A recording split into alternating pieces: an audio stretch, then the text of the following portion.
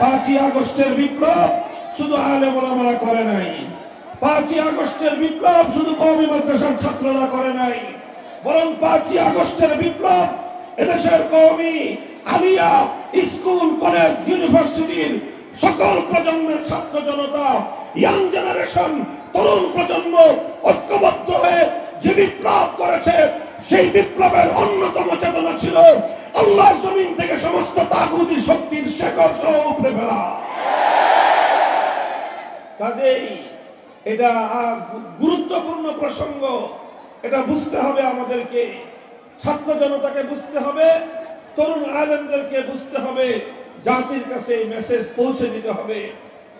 আমি বলছি তাগুতের পরিচয়, ডেফিনিশন, সংজ্ঞা বলছি তাগুত কাকে বলা হয়।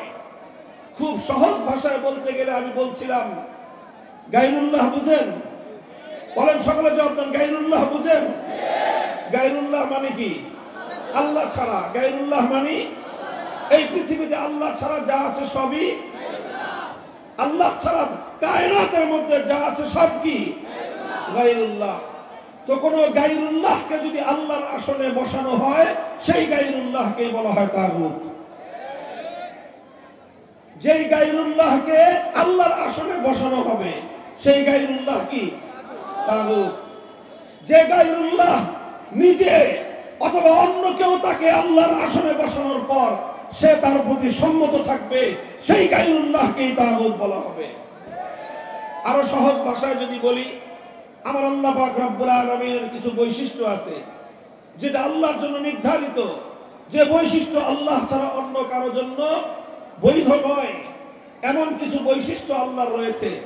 আল্লাহর সেই বৈশিষ্ট্যগুলো যদি কোনো গায়রুল্লাহর জন্য সাব্যস্ত করা হয়, তখনই সেই গায়রুল্লাহ তাগুতে পরিণত হয়। যেরকম সহজ দৃষ্টান্ত দিলে আপনারা বুঝবেন, ইবাদতের একমাত্র মালিক কে? চিৎকার করবেন, একেবারে মাহফিলের শেষ পর্যন্ত বলবেন, ইবাদতের একমাত্র মালিক কে? ইবাদতের একমাত্র উপযুক্ত কে? এখন যে ইবাদত একমাত্র আল্লাহর প্রাপ্য, সেই ইবাদত যদি আল্লাহ ছাড়া কোনো গায়রুল্লাহকে দেওয়া হয়, তাহলে সেই গায়রুল্লাহকেই বলা হয় তাগুত। যেমন ইবাদত কেউ যদি আল্লাহকে না করে লাত, মানাত, উজ্জা, হুবাল এই সমস্ত দেব দেবতাকে ইবাদত করে, তাহলে সেই দেব দেবতাগুলোকেই বলা হয় তাগুত। এটা ছিল সেই যুগের তাগুত। আর আজকের যুগে এই যে দুর্গা, সরস্বতী, কালী নামে যত মূর্তির পূজা মানুষ করে, এই প্রত্যেকটা মূর্তিকে মানুষ আল্লাহর আসনে বসায়। যে ইবাদত এক আল্লাহর উপযুক্ত ছিল, যে ইবাদত একমাত্র আল্লাহর জন্য নির্ধারিত ছিল, সেই ইবাদতকে আল্লাহর জন্য না করে দুর্গার জন্য করলো, কালীর জন্য করলো, সরস্বতীর জন্য করলো, নানা ধরনের মূর্তির জন্য করলো। সুতরাং এই মূর্তিগুলা, যখনই মানুষ এই মূর্তির পূজা করে, তখনই এই মূর্তিগুলো তাগুতে পরিণত হয়। এটা মানুষ বুঝে, এটা মুসলমানরা বুঝে যে আল্লাহ ছাড়া অন্য কোনো গায়রুল্লাহর পূজা করা যাবে না। কেন? তাহলে একত্ববাদ থাকবে না। ইবাদতের উপযুক্ত একমাত্র কে? আল্লাহ। ইবাদত যেরকম একমাত্র আল্লাহর, আল্লাহই একমাত্র যেরকম ইবাদতের উপযুক্ত, আল্লাহই এই মহাবিশ্বের মধ্যে একমাত্র ইবাদত প্রাপ্য, ঠিক তদ্রূপ ইবাদতের মতো আল্লাহ পাকেরও আল্লাহর আরেকটা অনন্য বৈশিষ্ট্য রয়েছে, যেটা আল্লাহর জন্য নির্ধারিত।